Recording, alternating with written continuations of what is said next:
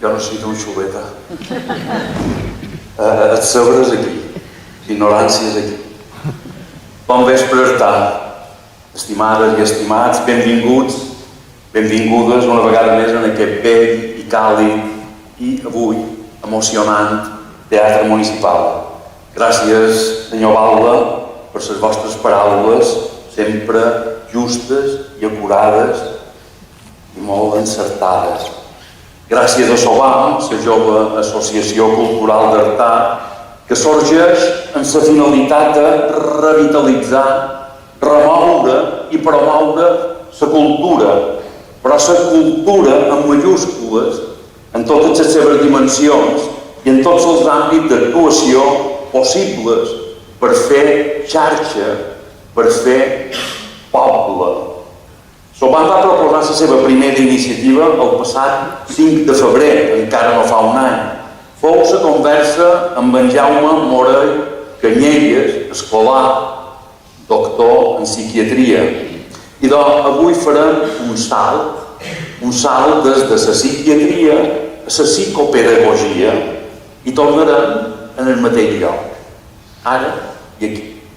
Ho farem, però, de la mà del catedràtic emèrit de la Universitat de Barcelona i pare de l'educació emocional, l'artenenc Rafael Vizquerra Alsina Guida, de Can Guida. Gràcies, Rafael, per acceptar aquesta convidada de SOBAM, no? Bon vespre. En Rafael Vizquerra també és llicenciat en Pedagogia i en Psicologia. És catedràtic d'orientació psicopedagògica i doctor en Ciències de l'Educació. És fundador i primer director del grup de recerca en orientació psicopedagògica, GROP, president de l'ARIEP, la xarxa internacional d'educació ambiental i benestar. També és director del postgrau en intel·ligència emocional a les organitzacions de la Universitat de Barcelona. I encara hi podria afegir una llarga taringa, una taringa llarguíssima de títols, càrrecs, competències i responsabilitats. Però avui no hem vingut només a escoltar un currículum impressionant, sinó a conversar, a parlar amb una persona que des de les arrels d'Artà ha contribuït a canviar la manera d'entendre i de gestionar les emocions dins el món educatiu i d'allà irradiar-la gairebé a tot l'univers, a tot el món. Gràcies a en Rafael, parlar d'educació emocional avui sembla normal, però fa unes dècades no ho era gens. I aquesta conversa és també la història d'aquell camí. Som-hi i doncs anem cap en aquest primer eix que seria Artà quilòmetre zero. Artà quilòmetre zero mos du a l'any 1949 encén un llum i s'estableix un triangle màgic dins Artà. Abraça 3 carrers: la Puresa, el Figueral i el carrer Nou. Com es pot contar, Rafael, d'on vas néixer i quin record tens del teu entorn familiar i del poble d'Artà en aquella època? Gràcies per la pregunta. En primer lloc, moltes gràcies a tots els que heu tingut la bondat de venir avui aquí, perquè felicit a SOBAM per tot el que està fet, per les seves iniciatives i per invitar-me a estar avui aquí. I un cop que convidaren, vaig pensar, si estaré encantat, però no crec que seran 4 gats, no sé si volen venir a Monteró. I ara veure aquí el teatre que fa goig veure'l, de veritat que és emocionant. I per això, permeteu-me que vos digui moltíssimes gràcies per haver vingut, moltíssimes gràcies per estar aquí, per compartir aquestes iniciatives. Que no s'ho escoltava. S'ha sentit si mateix m'ha dit. Sí. I doncs, jo vaig néixer en el carrer de la Puresa número 6 i va ser que nostra fins que vaig tenir 20 anys. En el carrer del Figueral, ara número 35, era cap meus padrins, I hi anava molt i vaig dormir i vaig estar molt de temps, inclús fins actualment. I en el carrer Nou hi havia la ferreria, que on feia feina mon pare, i que on jo vinc de ser ferrer perquè en els anys 50 i part dels 60 les professions eren hereditàries. I per tant, el fill del fuster era fuster, el fill del ferrer era ferrer, el fill del sabater era sabater, el fill del picapedrer era picapedrer, i jo havia de ser ferrer. Això és una mica el triangle que hi ha aquí. I jo vaig començar fent de ferrer en el carrer Nou.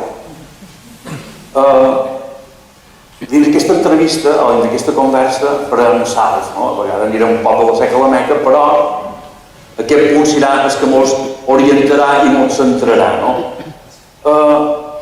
Sí que te voldria demanar, en aquesta etapa inicial, quin paper juga família, escola i societat dins l'educació emocional dels infants. Com va repercutir en tu la família, l'entorn, aquestes tradicions que va d'heretar la feina de ton pare, per exemple. Que ton pare, per exemple, deia en el mestre d'escola, en el rector, no, en Rafael no ha d'estudiar, ha de fer de ferrer. Sí, exactament. Però això estava acceptat, o sigui, jo me'n record que en aquell moment hi havia don Mateu Artà, que li va dir a mon pare, que era present, que me podia aconseguir una beca per estudiar, i mon pare no m'acaba de dir, no ho necessita per fer de ferrer, només que estava implicat en un de ferros en Tebrau. I per tant, això era d'alguna forma acceptat, i jo sé que molta gent de la meva edat doncs vàrem començar a fer feina com jo mateix, quan teníem 11, 13, 14 anys, i dels 14 anys ja quasi tothom. I això és una realitat. En quant a les emocions, que també has introduït aquesta pregunta, jo la paraula emocions crec que no la vaig sentir mai, ni els meus padrins, ni mon pare, ni mon mare, ni en tota la meva família. Era una paraula que pràcticament no existia. A vegades ignorant que la paraula emocions la van introduir a l'any 1817 Thomas Brown, un professor de la Universitat d'Edimburg, i va introduir aquest concepte perquè sigui analitzat científicament. Però després, en el segle XX, va venir el predomini del conductisme, aquí on un dels déus, el Skinner, d'alguna forma va dir que les emocions no podien ser objecte d'investigació científica i per tant ningú se va atrevir ni a parlar d'emocions fins a finals del segle XX. Què vull dir amb això? Que les emocions estades absents, com a mínim, en la meva vida i crec que en la vida de moltes persones. Crec que hi va haver també un aspecte que va ser, no sé si condicionant o no, que és problemes d'oïda que vas tenir tu d'infant. No sé si en la feina de ferrer o com te va condicionar. Jo havia fet de ferrer i que he estat ferrer tota la vida, com les meus germans Joan, i que molts ho coneixeu, i més que jo, perquè jo hi soc molt poc. I aleshores jo vaig tenir un problema d'oïda i no van saber exactament què passava, però vam anar a especialistes i me van recomanar que canviés de professió. Això va ser un drama familiar.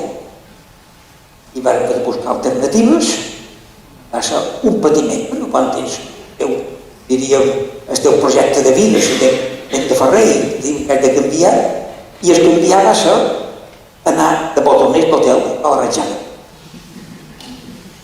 Per tant, això és una altra etapa.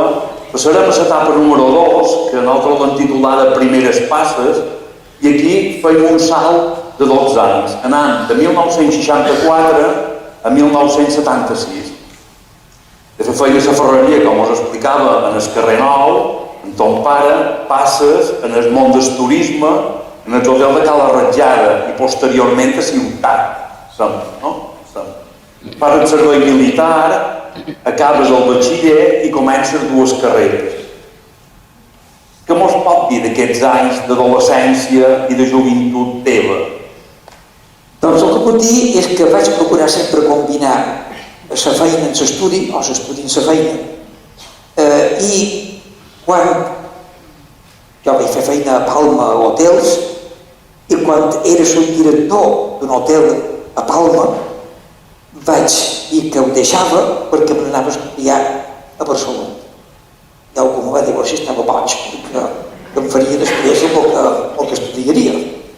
I reconec que va ser, no sé si un atreviment o una frivolitat, però em vaig atrevir a fer això. I me'n vaig anar a Barcelona amb una mà a darrere per acabar psicologia i pedagogia que no se podien estudiar aquí. Jo vaig fer els 3 primers anys a Palma, però després no hi havia GOIP en aquells moments i vaig anar a Barcelona. I a Barcelona, doncs, va canviar una mica la meva vida perquè vaig quedar allà. Jo recordo que la primera vegada que hi vaig anar era per matricular-me i tornar, i si en aquell moment m'hagués sentit que 50 anys després encara hi seria, jo mateix no m'ho hauria cregut. Per tant, ja estem en el tercer punt, que és universitat, que és quan tu marxes a Barcelona, acabar aquestes 2 carreres, pedagogia i psicologia, que no havies pogut acabar a Mallorca, no? Aquí, clar, et salt, a part a nivell universitari, no? Que hi ha un aprenentatge acadèmic a nivell universitari, però també hi ha més aprenentatge, no? Perquè també fa un salt a una ciutat molt gran. Què representa per tu l'acadèmia, la universitat, Barcelona? Va suposar aprendre en primer lloc. Eren els últims anys del franquisme. Barcelona està relativament a prop de França i per tant poder fer sortides a França, poder d'alguna forma dutxar en la cultura internacional. En aquells anys van ser uns anys de molta moguda, perquè estaven arribant llibres, estaven arribant pel·lícules, estaven arribant persones reconegudes, però que a Espanya quasi estaven prohibits.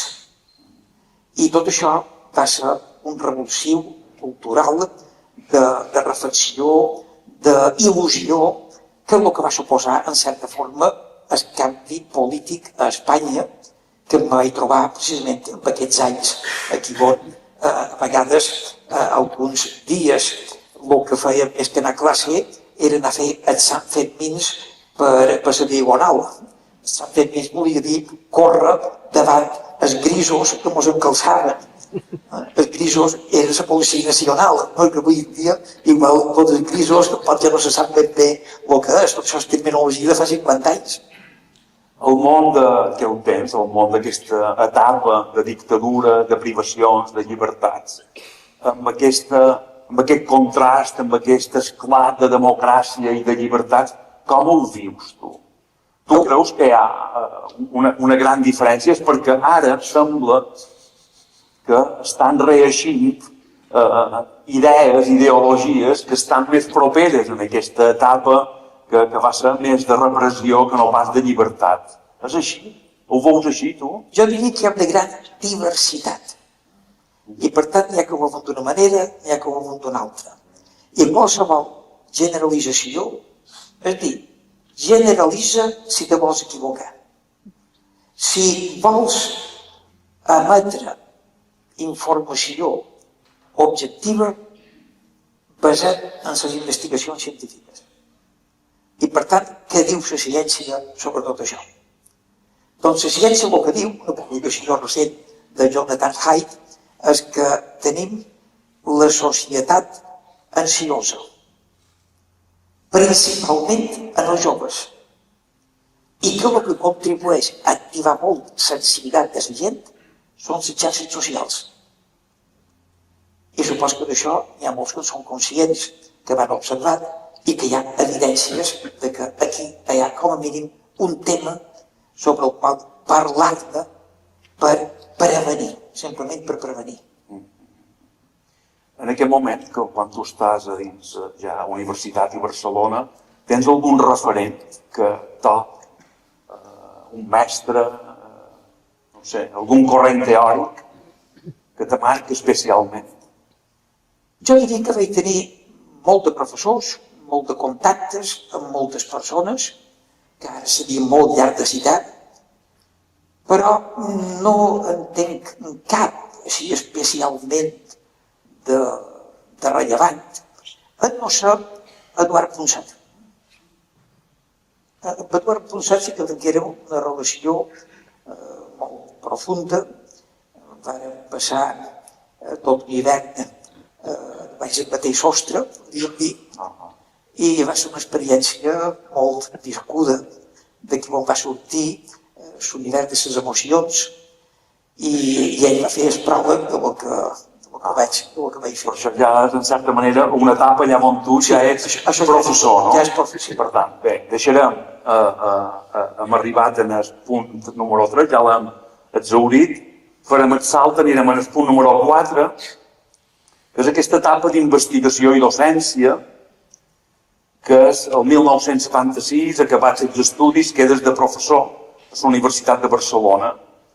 I aquí, a dins d'aquesta etapa, m'agradaria saber, o mos agradaria saber, com va sorgir aquest interès per l'educació emocional.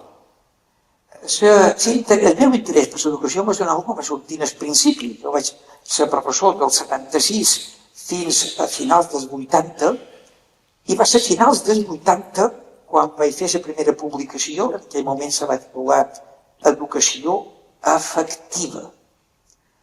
I va sortir per observar un increment en els índexs d'ansietat, estrès, depressió, ideació suïcida, intent de suïcidi, suïcidis consumats, consum de drogues, comportaments de risc, violència, i tot això, què té en comú? Tot això té en comú problemes emocionals.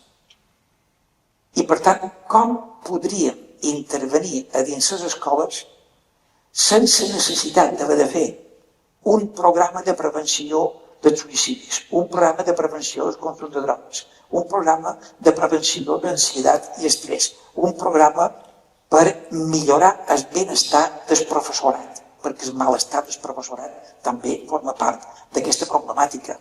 I aquí ens surten una dotzena de programes que tenen tots ells en comú per poder fer una intervenció integradora orientada en el desenvolupament integral de les persones. I sobretot per atendre a un problema cada vegada més greu, que és la salut mental. Quan parlem de salut mental, pensam en que és un tema de psiquiatria, de psicologia clínica, de psicoteràpia o de farmacologia. Tot això és important, és necessari, és indispensable, però és insuficient. En temps de la pandèmia va quedar clar un augment d'ansietat, estrès, depressió, etc. La qual cosa va deixar clar, això ara finalment faig un salt, perquè me va donar la raó, diríem. Jo això ja ho deia 30 anys abans, però 30 anys després hi va haver les evidències de que molts de problemes mentals no són deguts a factors genètics innats, sinó que és com les persones responen a les pressions de l'entorn. I tenim un entorn que no mos ajuda gaire a vegades. Basta llegir les notícies. Hi ha un 30% de les persones que pateixen ansietat només per llegir les notícies que surten a diari. I no és per menys, basta veure el que està passant. Aleshores, han de formar les persones per fer front a les crisis, adversitats i reptes que se trobaran en la seva vida. Perquè si no estan preparats, augmentarà cada vegada més el que estan dient. Però això no és l'únic. Això ha d'anar acompanyat també per crear espais, crear entorns favorables a la convivència, en el respecte, a la pau i en el benestar. Dins aquesta etapa vital teva apareix l'amor. T'enamores i després te cases. La Catalina Proens, Boussà, de Manacor, la teva dona, també ets psicòloga i pedagoga i teniu dues filles. Què feis o com ho feis per equilibrar família, feina, estudis, en aquesta etapa de producció que estem parlant dels anys 80, que és tan exigent a dins tots els àmbits, no? Els lots petits, has de fer una casa, fas la família, has de crear, has de consolidar la feina, has d'investigar, se t'obrin molt de fronts. Com ho fas? Fem el que podem. I sobretot tenim present que estàvem els dos a Barcelona, amb les nostres filles, i no teníem ni padrins, ni padrines, ni pares, ni mares de res que puguin ajudar quan les tinc més a prop. Però ara, vist en perspectiva, doncs, fèrem el que poguérem. Crec que li vull donar les gràcies a la Catalina per la paciència que ha tingut sempre amb mi, de donar-me una llibertat per anar fent coses i a vegades he de reconèixer a costa de temps dedicat a la família. I això és una realitat que jo he d'assumir. Però bé, hem fet això, hem fet el que hem pogut. És un camp d'entrenament, però, la família, per el teu àmbit d'estudis. És un gran camp d'entrenament. I sobretot, la Catalina ha fet feina sempre a barriades marginals de l'Hospitalet, sobretot, i ha estat a centres molt conflictius i aquest contacte a mi m'ha permès tocar molt de peus a terra en la realitat, en les problemàtiques de grups socials marginats, a vegades molt d'immigrants, etc. I ha estat per mi quasi com una classe, com una assignatura o com una tesi més a partir del contacte amb la realitat. Record que recercant a dins la xarxa i a dins la documentació vaig trobar una tesi de la Catalina que parlava sobre l'assignatura d'educació per la ciutadania. En certa manera és aquest resum. Quina pinzellada mos faries d'aquesta assignatura que després va caure i va sortir dels currículums educatius? És a dir, quina transcendència, quina importància, què destacaries tu d'aquesta feina que la Catalina va fer per ser vist tu, però també per poder irradiar altres centres educatius a nivell de Catalunya? Quan va sortir el projecte d'una assignatura d'educació per a la ciutadania, va ser un projecte innovador, molt interessant. I la llàstima és que se va polititzar massa i que se va criticar de possible adoctrinament, que aquí hi havia molt que parlar-ne, i la política ho va fer d'alguna forma aigualir. I en certa forma podríem dir naufragar. I hauria estat un bon projecte si d'alguna forma s'hauria pogut plantejar prescindint de la manipulació política que se'n va poder fer i de la falta de comprensió també del que realment pretenia, perquè el que se pretenia era fer possible una educació cívica que afavoreixi la convivència, la pau i el benestar. I en aquest sentit això té una gran relació amb l'educació emocional.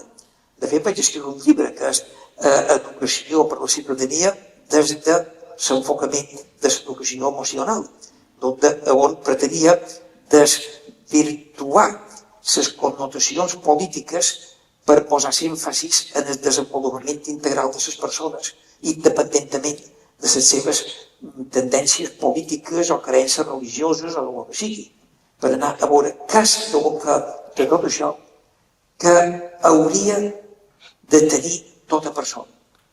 Quines competències hauria de tenir tota persona, que té que veure també amb les competències bàsiques. Competències bàsiques que vagin més enllà de les competències purament acadèmiques, sinó que siguin competències de relació interpersonal, de viure a dins una societat. Estem arribant, bé, passarem al punt número 5, que és educació emocional. Ja veig que l'anem tractant, no? I quasi som a l'equador de les entrevistes, mirem el rellotge, i hem parlat de moltes emocions, però encara no li he demanat, tot i que crec que ell ho ha dit, que és una emoció. Una emoció és un sentiment, també. Bona pregunta. Demà, en el curs, pots treballar una mica això. I per tant, ara farem una mica d'espoilers. Per favor. Però podríem dir que un sentiment és una emoció feta conscient. I una emoció feta conscient, en la participació de la voluntat, la podem allargar o escurçar. La podem fins i tot allargar tota la vida. O la podem escurçar. I les decisions que prenem sobre el que fem amb les emocions afecten el nostre benestar. Perquè quedi clara la idea. Si algú dels aquí presents, que mos honraven la vostra presència, en algun moment de la vostra vida heu tingut l'atreviment de casar-vos, el que heu fet ha estat un acte de voluntat manifestat públicament de mantenir el vostre amor tots els dies de la vostra vida. Que és una mica això. Me sap molt tirar-vos un poc d'aigua amb vivet, però vos puc assegurar que vos farà falta molta voluntat per mantenir-ho durant tota la vostra vida. I això passa també en totes les famílies. Teniu clar, els conflictes són inevitables, però ho val la pena intentar. Jo duc 45 anys que ho intent cada dia i fins aquí hem arribat. Les dones i els homes i les dones, tenien les mateixes competències emocionals. Molt diferents. Molt diferents. Molt diferents. Quan s'apliquen tests d'intel·ligència emocional a homes i dones, les dones sempre guanyen per col·legiada. Són molt més intel·ligents emocionalment. I per què això és així? Doncs no voldria fer un comentari ara que s'interpreti com a sexista, l'únic que intent és descriure una realitat. Però les dones, al llarg de tota la història i la prehistòria, han estat dedicat molt de temps a la cria dels seus fills. En canvi, els homes han dedicat molt de temps a anar a caçar, a anar a les guerres i, sobretot, des que hi ha història, podem dir que hi ha hagut una educació planificada, intencional i sistemàtica d'anul·lació de les capacitats empàtiques dels homes. Perquè tots heu vist pel·lícules dels temps romans, de l'edat mitjana, del segle XIX, de les guerres, de la Primera i Segona Guerra Mundial. Imagineu-vos que aquests soldats que estan en primera línia de combat, quan li diuen a l'atac i has de clavar la baioneta, l'espasa, a un que tens a davant que no l'has dit mai, però l'has de matar i l'has de matxacar, que tinguis una gran empatia. Això no interessa en els estats, no interessa en els exèrcits, i no de ser conscients perquè les emocions se transmeten genèticament. I per això els homes han de prendre consciència de que tenim bloquejos emocionals. Que parlar d'emocions, parlar d'empatia, parlar de compassió, inclús parlar d'amor, a vegades ens costa. Hi ha una pel·lícula que se diu Flores de otro mundo, si no recordo malament, interpretada per Tosai, que hi ha una escena aquí on ella li diu: però tu realment m'estimes? I ell queda parat i diu: tu ja ho saps, però no m'ho facis dir. Vull dir, jo sóc incapaç de dir t'estimo. I això és el que passa, en gran mesura, amb els homes. Amb els homes. Aquí a casa teva, m'ha semblat veure-la per allà, però bé, quan se va moure la promoció, aquí a casa teva és infermera d'Artà, entenent que la coneixeu, especialitzada en cures pal·liatives i amb acompanyament en processos de dol i de mort. I aquí me va fer arribar aquesta pregunta que ara la faig. Com ens podem preparar emocionalment per la nostra pròpia mort i per la mort dels nostres éssers estimats? la resposta seria amb resiliència. La resiliència és la capacitat, la fortalesa per afrontar situacions adverses. Davant les situacions adverses tenim dues opcions. Una és queixar-nos, criticar, i d'això tots en sabem moltíssim, no cal anar a escola. I l'altra és aprendre de les experiències i amb aprendre de les experiències sortir enfortits d'aquestes experiències. La paraula resiliència procedeix de l'enginyeria i se refereix a els materials que al mateix temps són durs però flexibles. Per exemple, els vidres són molt durs però no són flexibles. No podríem fer un pont de vidre, no hi passaria per un pont de vidre. La canya de bambú és molt flexible però no és dura. El que és dur és el ferro, l'acer o el formigó armat. I d'això en fem construccions resilients. I la paraula resiliència passa a les persones per crear persones que tinguin fortalesa interior però al mateix temps siguin flexibles i adaptables a les circumstàncies del moment. I acceptar que la mort serà inevitable per tots.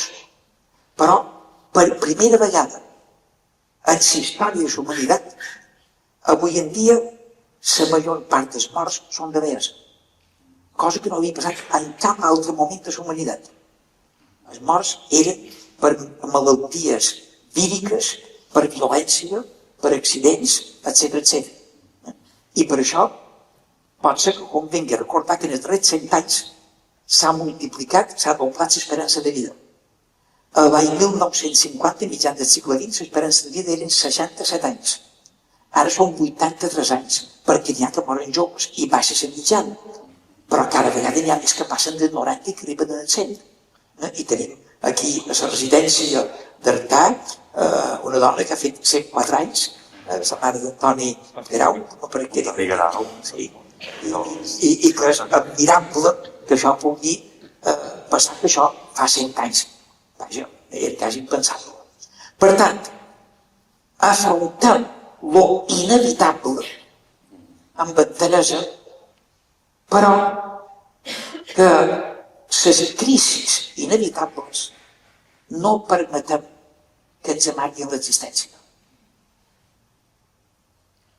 I crec que és important dir-ho clar perquè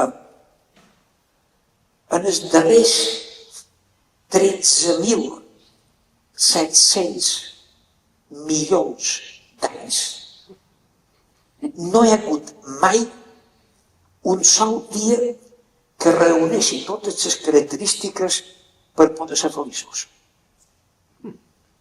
I és molt probable que en els pròxims 100 anys continuem igual. Tenint això present, cadascú que prengui les decisions que consideri oportunes. I d'això en podríem parlar... Sí, jo tinc una pregunta preparada per lo darrer, que s'estalvia manera. Punt número 6, 2002. Postgrau, Universitat de Barcelona. El poses en marxa. El primer del món. Com reaccionen estudiants, claustre, món universitari? Quines dificultats te trobes per emprendre aquest projecte de postgrau? Com he comentat abans, vaig publicar la primera referència damunt d'educació efectiva en aquells moments que digués el 88, i del 88 en el 2002 són una sèrie d'anys que per mi van ser la travessia del desert. Només trobava dificultats, moltes dificultats crítiques, i allò que et mira una mica com que dir has perdut l'orebus o que el que ens passa per aquí. Per això que ara puguem estar avui en el Teatre d'Artà parlant d'aquests temes a mi m'ho pone goig. Aleshores, què hi va haver? Ja heu dit, molta d'incomprensió, falta de sensibilitat, oposició, que encara és en gran mesura.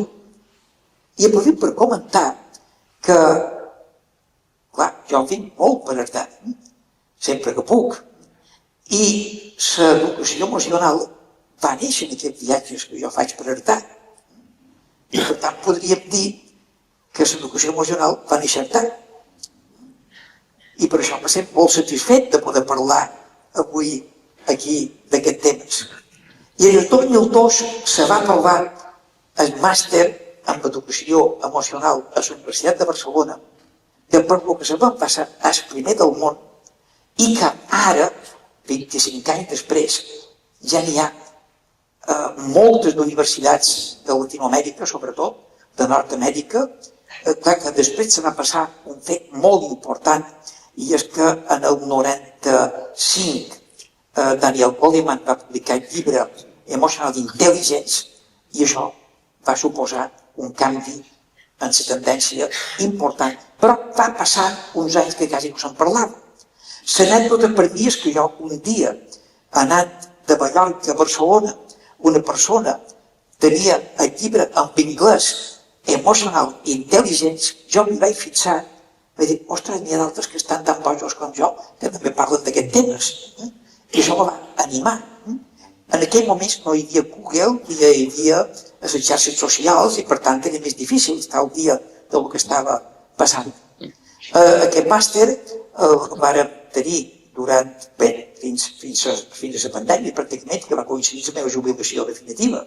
I després el vàrem complementar amb el màster en intel·ligència emocional de les organitzacions, perquè teníem gent que no era del món de l'educació. Vam tenir enginyers, metges, infermeres, arquitectes, de totes les professions. Perquè tot això que estan parlant no és només un problema de l'escolarització, sinó que és un problema que adopta un enfocament del cicle vital, és a dir, que és al llarg de tota la vida. I tota la vida tenim reptes que poden afectar-nos en la nostra ansietat, en l'estrès, burnout, etc. Anirem al punt número 7, publicacions i formacions. De la teva fecunda producció de llibres i articles, que on parles, no? Durant més de 40 anys de trajectòria acadèmica i docent i més de 60 publicacions, crec que tens registrades, quina obra consideres més representativa del teu pensament? No crec que n'hi hagi una. He anat d'alguna forma desenvolupant-ho en distints treballs, distints llibres, però si algú vol conèixer una mica damunt d'això, pot ser que li recomanaria, per una banda, Universo de Emociones i per altra, Explorar el Interior. Tots estan en castellà. Crec que aquests dos estan pensats per qualsevol persona que vulgui saber una mica més de tots aquests temes. Repeteixes? És Universo de Emociones, que és un viatge per l'univers de les emocions. La intenció és convertir un fenomen abstracte, invisible, que són les emocions, en una imatge visible, estructurada com l'univers, amb unes galàxies, per aprendre a navegar per aquestes galàxies i no quedar atrapat per les forces de la gravitació emocional. Ara que diu això, me record que a dalt hi haurà una paradeta de lluna de paper en publicacions d'en Rafael i també hi haurà un mapa d'aquest univers de les emocions, que crec que és una cosa que Eduard Punset també hi va participar en aquest mapa. En Punset va ser el qui ens va posar en contacte amb els dissenyadors que varen fer la part gràfica d'imatge, diríem, a partir del que les vaig proposar. I això va donar lloc en el cartell d'Univers de les Emocions, en el llibre d'Univers de les Emocions, que és el mateix títol, i que Eduard Punset hi va posar el pròleg. El de treballar dalt. En moltes publicacions també poses èmfasi en consciència emocional. Consciència emocional. Podríem dir també que aquesta consciència emocional és un punt de contacte en la dimensió espiritual? Molt bona pregunta. Crec que és bo tenir present que tots tenim a dins la closca el cervell. El cervell pesa 1,3 kg aproximadament i són aproximadament, redondejant, uns 100.000 milions de neurones que se connecten entre elles.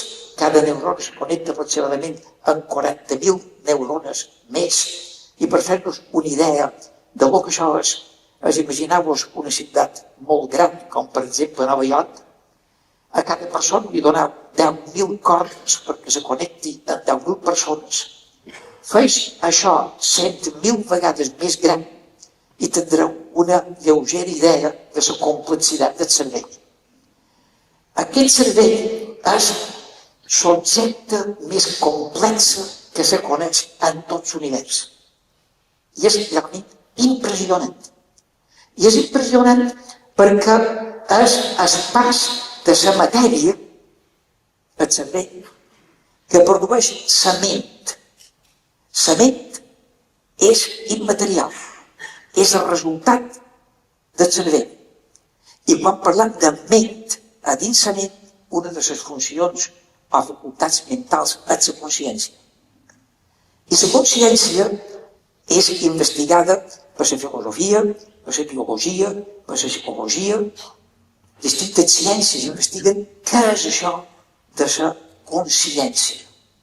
I la consciència avui en dia se considera l'últim pas en l'evolució de 13.700 milions d'anys, que ha estat una evolució de la matèria, però que hi ha un moment en què apareix la consciència.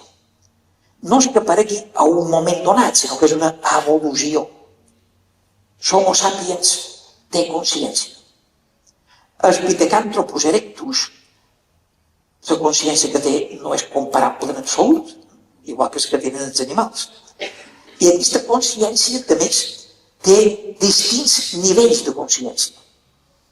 Una persona pot estar conscient, una persona pot haver empinat els colze una mica i no està tan conscient, una persona se pot haver drogat i la consciència està més pertorbada, una persona pot haver rebut una dosi d'anestèsia i està inconscient, quan estan dormits no estan conscients, però si hi ha un renau fort poden estar conscients.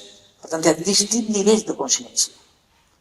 I per tant, podem desenvolupar la consciència.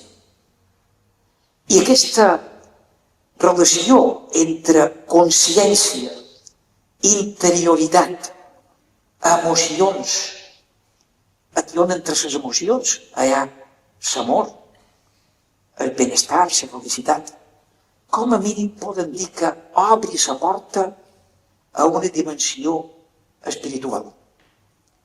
I que hi ha investigacions que estan parlant de la intel·ligència espiritual, que és un concepte que no és acceptat encara per tothom. Però jo defensaré que com a mínim, mentre estan vius, no som només matèria, sinó que som matèria viva i matèria conscient. I quan parlem de matèria conscient ens referim a la ment i a la consciència, que són fenòmens immaterials, i quan parlem de lo immaterial obrim la porta a lo espiritual. Bé, aleshores, la espiritualitat que és? Cercar un sentit de la vida.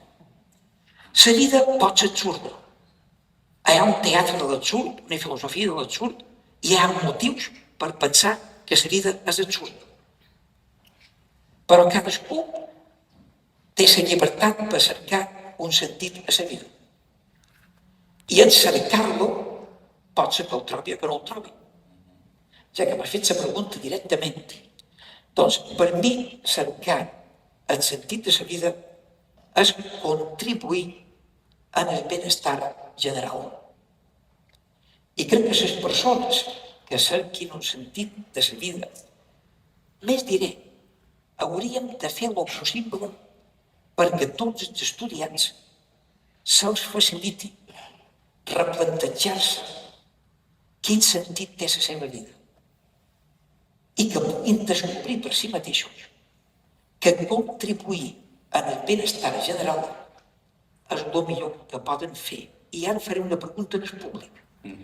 Vos demanaré que penseu si vos agrada més, si preferiu demanar un favor o fer un favor. I demanaré que aixequeu el braç, en primer lloc, aquell de vosaltres que preferiu demanar un favor. Voleu aixecar el braç? El que preferiu demanar un favor? No m'he explicat bé. Voleu aixecar el braç? Els que preferiu fer un favor? Això és fantàstic! Un aplaudiment!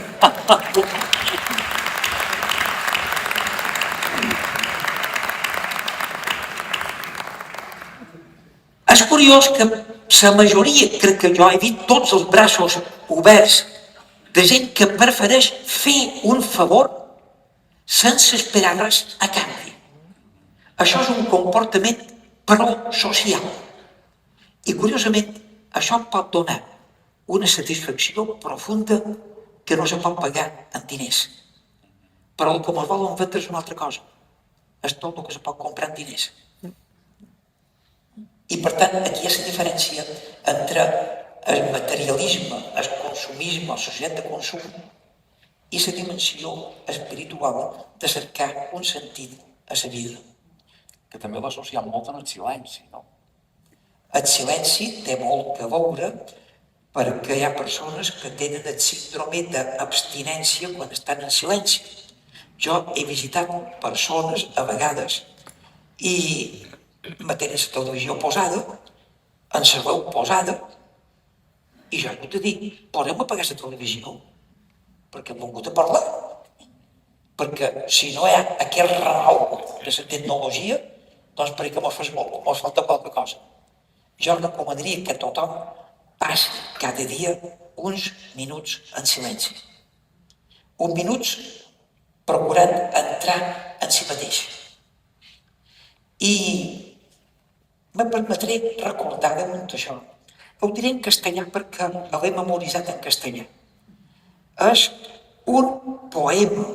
Bé, anava a dir, a veure si endevinau d'on ha vingut. Mireu, quan endevinau d'on prové el que vos llegiré. No m'atrevesc a traduir-ho en català. Espero que me'n recordin en castellà, perquè vos donaré una pista, bé, després vos ho diré. Diu així, més o menys. Diu, te advierto, quien quiera que seas, tú que pretendes sondear los arcanos de la naturaleza, que si no encuentras dentro de ti aquello que estás buscando, tampoco podrás hallarlo fuera. En ti se halla el tesoro de los tesoros. Hombre, conócete a ti mismo y conocerás el universo y a los dioses. Això és l'oracle del temple de Delfos, d'on va quedar la inscripció en grec Noci Seauton, conesta tu mateix, que va ser adoptat per Sòcrates com el seu lema, i des d'aleshores, que han passat 2.400 anys, els hem dedicat a intentar conèixer la naturalesa dels déus i ignorar-nos a nosaltres mateixos. Per això, l'educació emocional recupera aquest conèixer tu mateix, la qual cosa vol dir entra dins tu mateix i quan t'entres dins tu mateix trobes les teves emocions. I les nostres emocions és el que mos fa fer el que fem.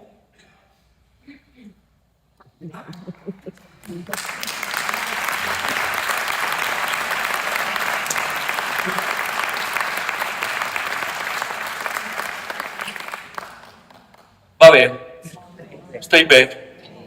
Bueno, direm el punt número 8, perquè m'ho queden encara 3 o 4, no? Però, clar, hi ha moments de sublims, no? Divins, que no els poden desaprofitar.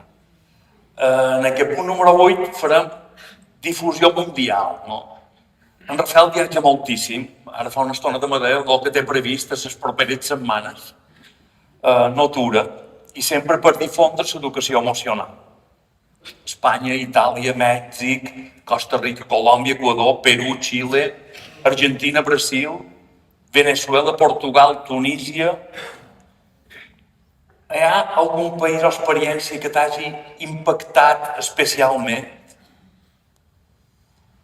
A veure, hi ha dos països que m'impacten bastant. Un és Colòmbia i l'altre és Mèxic. A Mèxic vaig anar a un lloc que és Culiacán, que és la capital de Sinaloa. A Sinaloa hi ha el càrtel de Sinaloa, que és el narcotràfic més potent del món. Vaig parlar amb el governador i me va dir que la cosa se'ls ha anat de les mans. I voldria que això no passés a Espanya.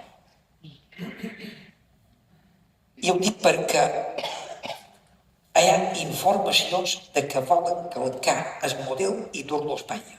Perquè Espanya és el punt d'unió, hi ha la mateixa llengua, és el punt d'arribar a Europa. I fixeu-vos que els darrers anys a Espanya ja hi ha hagut enfrontaments directes entre els narcotraficants i la policia. Suposo que ho heu fixat, això és de la premsa. I que ha sortit guanyant el narcotràfic. I que la imatge que volen donar a la societat és que qui mana és el narcotràfic. Tot el que passa a Sinaloa i el que passa a la comunitat de Mèxic. I crec que d'això hem de ser conscients. I el ser de conscients vol dir que avui en dia el consumir drogues no és sols un problema per a la persona que les consumeix a la seva família, sinó que pagar droga és pagar inseguretat en el futur. Això és el model de Mèxic i el model de Colòmbia. Recordem que la droga se va començar a difondre com a conseqüència de la guerra del Vietnam a finals dels anys 60. I volen calcar aquest model i dur-lo a Espanya.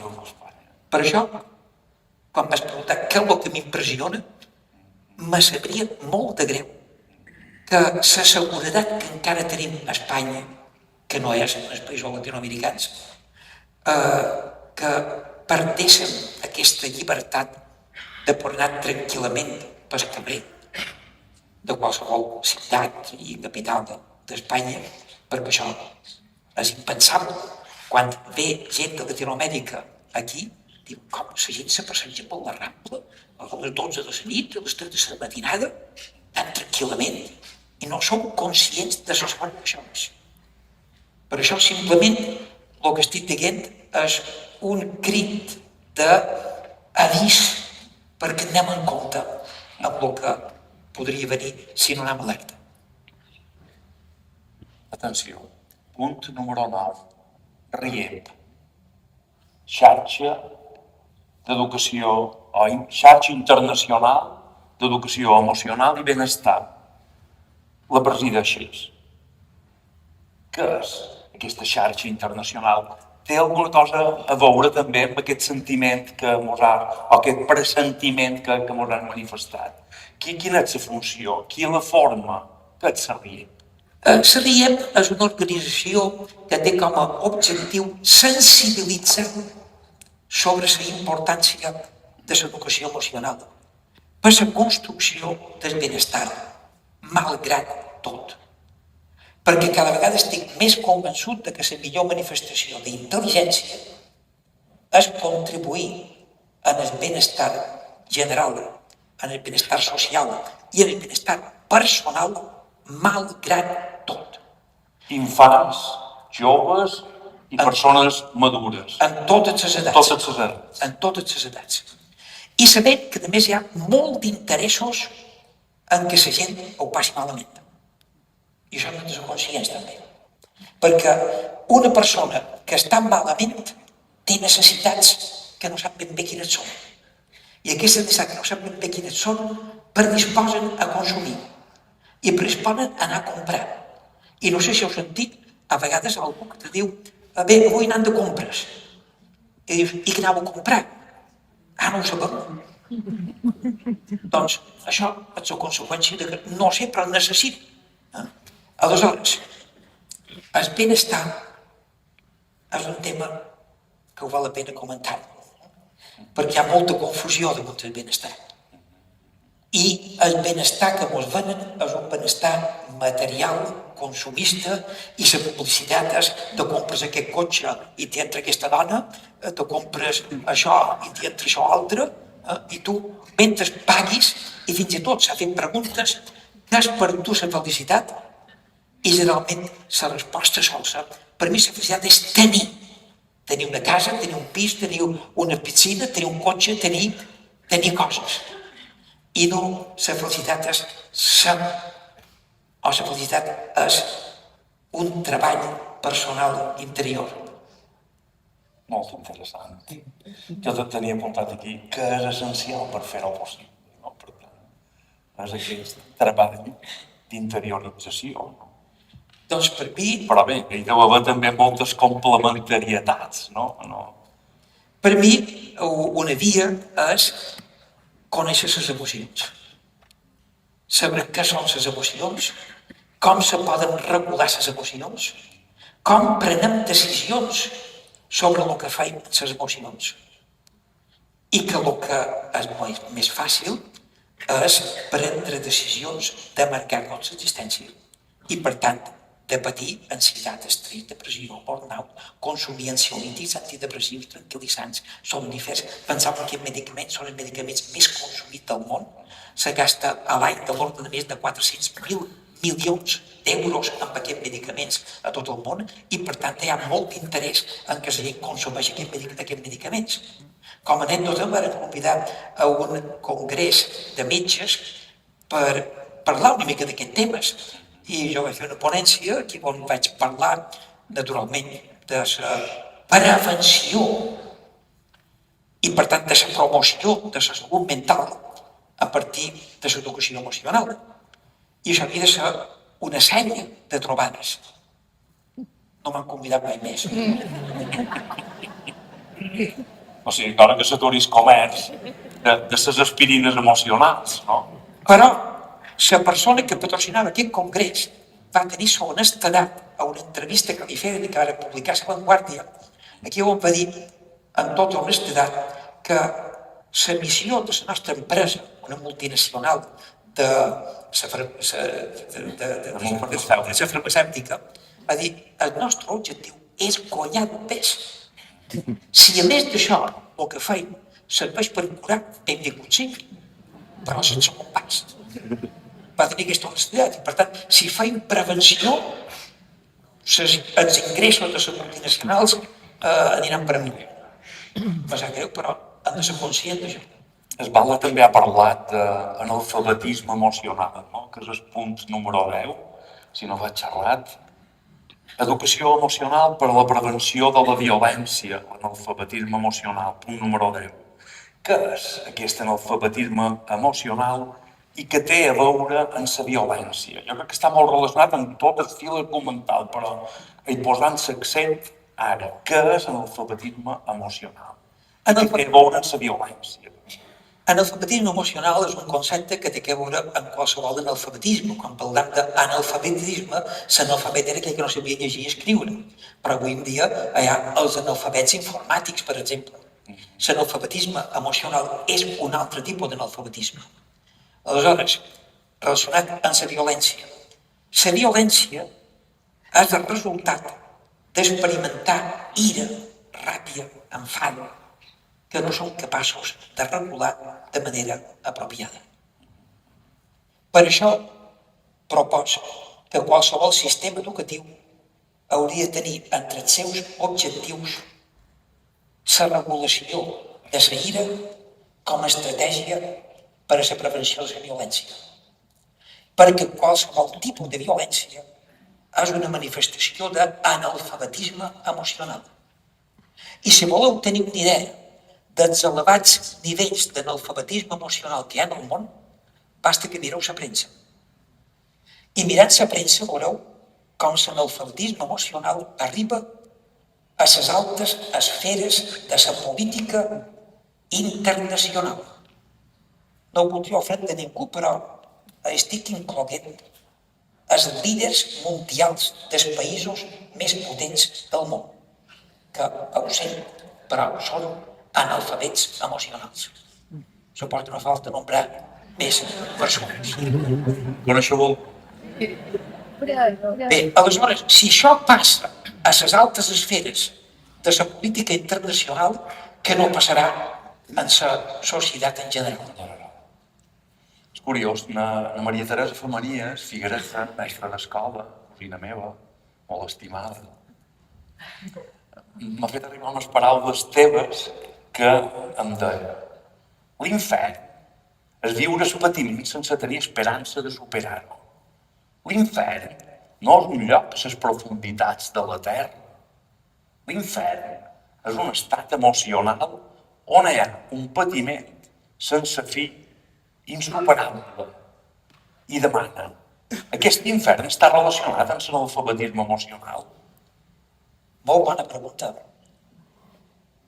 Aquesta idea he de dir que l'he copiada del Dante Alighieri a la Divina Comèdia, que és un viatge pel purgatori, per l'infern i per el paradís.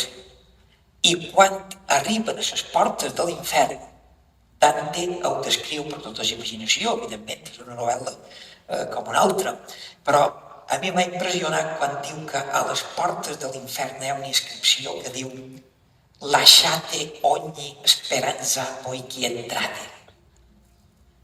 Deixeu tota esperança, vosaltres que entreu a l'infern. Perquè l'infern no és un patiment, sinó que és un patiment sense cap esperança de poder-ho superar. I el que sabem és que en els suïcidis, per exemple, el 68% dels suïcidis tenen a veure amb estats depressius i que en gran mesura els suïcidis tenen a veure amb un estat emocional de desesperança, de falta d'esperança. L'esperança és un tema apassionant. És un tema apassionant perquè l'esperança mitològica és quan Prometeu, com sabeu, per la mitologia, va donar el foc als humans perquè se poguessin sobreviure. Els déus se van enfadar amb Prometeu, li van prometre que els pagaria car i li van enviar un regal a través de la Pandora, i la Pandora va fer l'obsequi a el germà de Prometeu, que era Epimeteu. I quan Epimeteu va anar a obrir la caixa de Pandora, en Prometeu va anar ràpidament a tancar-la perquè sabia que no sortiria res bo d'allà de dins. De dins la caixa de Pandora van sortir tots els mals de la humanitat. I Prometeu va arribar a punt per tancar-la i a dins la caixa hi va quedar l'esperança. I per això, per resta de la història, no se sap si l'esperança és una cosa bona que va quedar dins la caixa o això és un mal que nosaltres intentem sortir. Per què és un mal? Perquè l'esperança és una emoció que sentim quan ens estan passant malament, quan estem patint, però tenim l'esperança de poder-ho superar. I des d'aquesta perspectiva és quan moltes religions, entre elles la catòlica, han recollit l'esperança com una de les virtuts teologals. Esperança i caritat, que són dos factors. I també has parlat de la fe. Important. La fe, que ja és la creença, i aquí seria un tema molt més delicat i molt més profund. Vinga, passarem al punt número 11. Vamos a atracar. Salut mental. Si fem un cop d'ull en el panorama social actual i revisam els índexs elevats d'ansietat, d'estrès, de depressió, de consum de drogues, de violències, d'assetjament escolar, violència de gènere, violència juvenil, vandalisme, suïcidis, ella ho ha dit, mos trobam un panorama negre i trist. Quin paper juga l'educació emocional dins la salut mental de les persones? Doncs una mica la idea que he explicat abans, que quan pensam en salut mental, pensam que és una responsabilitat dels especialistes de salut mental. Però la salut mental, des d'una perspectiva de salut mental comunitària, és una responsabilitat de tota la societat. El concepte de salut comunitària a vegades pensam que és una part de la medicina, però no és així, sinó que la medicina és una part de la salut comunitària, que és un concepte més ampli. Què vull dir amb això? Que poden fer molt per la prevenció, que l'educació emocional en aquests moments és la millor promoció que poden fer de la salut mental. Hi ha evidència que és així. El que passa és que no mos ho creiem. Si fa 100 anys, ara fa 100 anys, algú s'hagués atrevit a dir d'aquí 100 anys haurem superat les malalties víriques que en aquells moments causaven cada any la mort de milions de persones. La grip, coneguda com a grip espanyola de 1909, se va cobrar més de 80 milions de persones. Si en aquell moment que he sentit això ho estarà superat d'aquí 100 anys, ningú s'ho hagués cregut. Però investigació científica, pressupostos generosos, difusió d'educació per la salut i vacunes han fet possible que amb aquests 100 anys s'hagi doblat l'esperança de vida i la majoria de malalties víriques hagin estat controlades. Fins i tot la pandèmia del Covid ha estat un rècord de superació, perquè si mirem qualsevol epidèmia al llarg de la història, el que va durar i les morts que se va cobrar no té res a veure amb la pandèmia del Covid. Aleshores, si avui en dia deim d'aquí 100 anys podríem haver superat la violència, no superat totalment, però sí haver disminuït significativament els índexs de violència, ansietat, estrès, depressió, burnout, ideació suïcida, consum de drogues, comportament de risc, etc. Jo ho dic i no me creuen. Simplement està el mateix. Però tinc l'esperança que d'aquí 100 anys pugui ser això una realitat. O d'aquí 5 minuts. Perquè ara obrirem la caixa de Pandora perquè arribam al punt número 11. Educació emocional i benestar. Quina relació hi ha entre educació emocional i benestar? L'educació emocional té com a objectiu millorar el benestar de les persones, malgrat tot.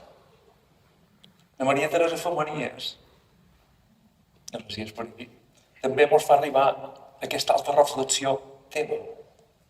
L'esperança és una emoció que no s'ha de perdre mai de vista. L'esperança, la il·lusió, l'entusiasme i l'optimisme s'han de mantenir sempre. Perquè perdre l'esperança és el pitjor que et pot passar en aquesta vida. Què hem de fer per no perdre l'esperança i per millorar el benestar personal i social? Anar més enllà de les notícies que ens arriben cada dia. I tu em sembla que tens molt clar que una notícia bona és sempre una mala notícia. Si mirem els titulars de la premsa internacional, inclús l'espanyola i la mallorquina, dels darrers 200 anys, no sé si hi ha cap bona notícia important, però són mínimes. I en canvi les bones notícies són moltíssimes. Perquè les bones notícies no venen. Es diu que avui en dia, per primera vegada en la història, la major part de la gent tractar mor de vellesa i no mor de malalties víriques, de violència o d'accident. Això no és notícia. Es diu que la major part de la humanitat avui en dia mor de menjar massa, mor d'obesitat i no mor de fam. que és com havia mort al llarg de la història. Això no és notícia. El que és notícia és que se tira una bomba damunt les torres gemeles de Nova York. Això és notícia que omplirà tonelats de papers. Però quan se va estrenar les torres bessones, molta gent ni se va assabentar. La major part de gent del món se va assabentar que existien les torres bessones quan se van esbocar. Simplement el que hem de ser, això té una explicació, és el que denominar metafòricament la força de la gravitació emocional, que és una manera senzilla d'explicar el que és tècnicament la teoria de la asimetria hedònica. Si voleu l'explicar breument, és una mica... Haurem de fer dues conferències. És que me sap molt greu el que us vaig a dir, però tots vosaltres, vos agradi o no, rebreu més impactes que provoquin emocions negatives que positives. Les emocions negatives són més intenses que les positives i les emocions negatives són més duraderes que les positives. Tenint això present, què podem fer per no quedar atrapats en les forces d'educació emocional? I la resposta és amb educació emocional. Això ho hem tret d'aquesta caixa de Pandora, no? Rafael, hem parlat d'infància, de docència, de viatges, de salut mental, de violència, de benestar. Si haguessis de deixar avui, en aquest estimat públic d'Artà, una sola idea per endur-se'n a casa, quina seria? Encara que la repetesquis, no cal que sigui una cosa nova.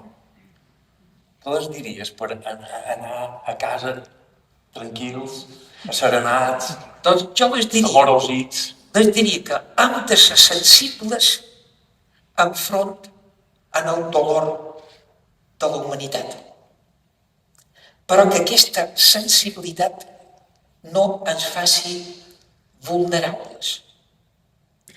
I per tant hem d'harmonitzar sensibilitat en invulnerabilitat, que pretén desenvolupar l'educació emocional. És una fortalesa anterior que té que veure amb la resiliència, perquè adversitats, crisis i reptes en tindrem contínuament, però això no ens ha de fer sucumbir, com va quedar clar en temps de la pandèmia. Que la pandèmia ha augmentat molt els índexs d'intensitat, estrès i depressió per falta d'autonomia emocional. La paraula tècnica seria autonomia emocional. Sensible, però amb autonomia emocional. I per tant, sigueu feliços malgrat tot. Que m'enteneu quan dic malgrat tot? Rafael Visquer, moltes gràcies per compartir no només coneixement, sinó també experiència, convicció, saviesa i humanitat, i un bon sentit de l'humor. No? Gràcies també a l'Associació Cultural Sovam per impulsar aquesta conversa i per organitzar demà i passat demà en aquest mateix teatre les primeres jornades d'educació emocional dirigides per Rafael Visquerra i adreçades a mestres d'escola. Objectiu: conèixer com funcionen les emocions i les seves repercussions en el pensament, el comportament, la salut i el benestar de les persones, fonamentalment nines, nins i joves. Gràcies a l'Ajuntament d'Artà i a l'equip professional del teatre per fer-ho possible, a Ràdio Artà i a la revista Bellpuig per tots els ajuts que també ens heu ofert. I a totes i a tots vosaltres, bona gent artanenca, persones de cor obert que avui gairebé heu omplit aquest teatre de respecte, de pau i d'amor, només podem donar-vos emocionadament 1.000 milions de gràcies.